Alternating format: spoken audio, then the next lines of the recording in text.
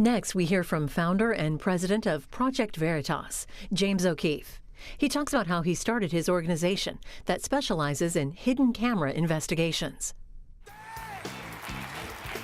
Thank you very much. It's great to be here. I never thought I'd be standing here 10 years ago, and I'm going to tell you a story that's pretty unbelievable. As you can see, Project Veritas, be brave, do something, is our motto. We believe in citizen empowerment. We believe in equipping these citizens with little hidden cameras, blowing the whistle on government institutions.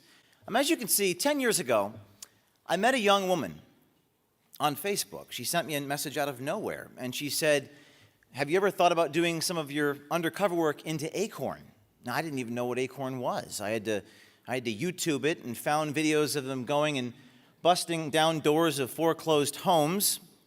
This young woman, I never met this person before, she sent me a series of messages saying, what if you went in there and said that you were a prostitute?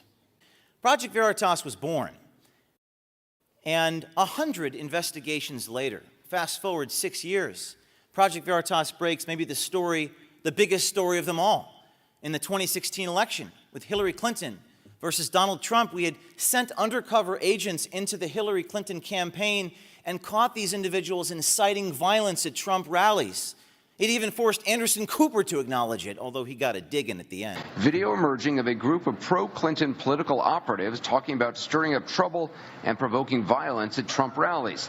The video comes from Project Veritas, brainchild of James O'Keefe, who's got a less than stellar reputation for accuracy. They just can't help themselves. They gotta get that little dig in, right? Where's the lie? Where's the edit? Name the lie. And you look at these people and what they did and what they said. This is not anonymously sourced allegations. These are people who worked in and around Hillary's campaign in their own words, describing what they do. I'm sorry this is so graphic, but this is who these people really are. It doesn't matter what the frickin' legal and ethics people say. We need to win this mother. We have mentally ill people that we pay to do Make no mistake. Over the last 20 years, I've paid off a few homeless guys to do some crazy stuff. This is Scott Fovel, who was fired. One of the people that Scott Fovel says was doing this, he clearly refers to a woman named Shirley Teter, a 69-year-old woman, sufferer of COPD, someone who attended these rallies in North Carolina. Scott Fovel claims credit for her, says this elderly woman was one of his supposed bird doggers. That's the people that he says incites the violence at the Trump rallies. She was one of our activists. She was one of your activists who had been trained up to bird dogs. Trained up to bird dogs. So we quote Scott Fovel, published this video. This is all leading up to a very important thing.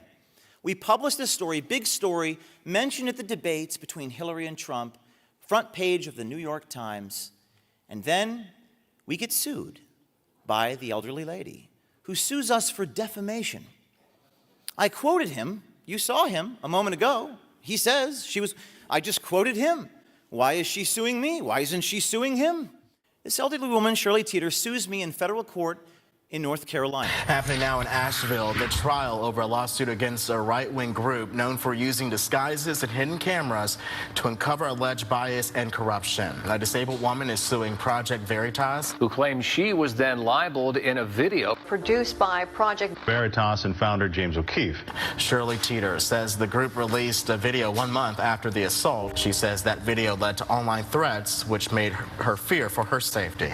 I want to take you on a journey through what happens in one of these lawsuits. This is the individual, the plaintiff, sympathetic plaintiff, has an oxygen tank, goes to court. They had their sympathetic plaintiff, they had 6 or 7 lawyers put us through depositions, put our undercover reporters through depositions, a very uncomfortable experience. Most journalists don't like to disclose their sources and methods. We were forced to. And we didn't have 7 lawyers. I don't know who was funding these lawyers, but that's another story. We only had 1 or 2 lawyers, but they had their sympathetic plaintiff.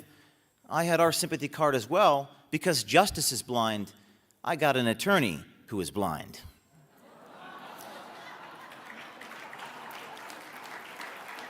And in the courtroom, we go to court, The plaintiff rests their case. This is a federal jury trial. We quoted Scott Fovel accurately. So the federal judge says, hold up, right before the verdict, he says, quote, if citizens in the media are handcuffed by a fear of liability, that's detrimental to political discourse, it's detrimental to society, it's detrimental, the federal judge said, to our fundamental freedoms.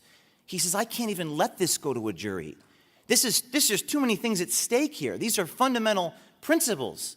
These people had quoted Scott Fovel accurately. What, you're going to sue him because James O'Keefe didn't ask follow-up questions? And the judge also said this when he put his gavel down and dismissed the case in stunning fashion. He said, if you appeal this to the Fourth Circuit, he says, I hesitate to think where we're headed as a country. If I have gotten this wrong, and the Fourth Circuit says that this is not what the law is, I hesitate to think where the First Amendment is going in this country. And we had to spend $700,000. And the federal judge even said when this thing was dismissed, he made this extraordinary statement. He said, wait a second. I realize Mike Wallace is dead, but I think about in terms of, well, if Mike Wallace did that, could someone have sued him? How quickly do you think that case would be thrown out of court? It just seems to me that that sort of standard for any type of journalist is one that eviscerates the First Amendment, doesn't it? Eviscerates the First Amendment. And all the people, Politico, The Hill, the New York Times, that said, O'Keefe is getting sued, Project Veritas, none of them printed any follow-up stories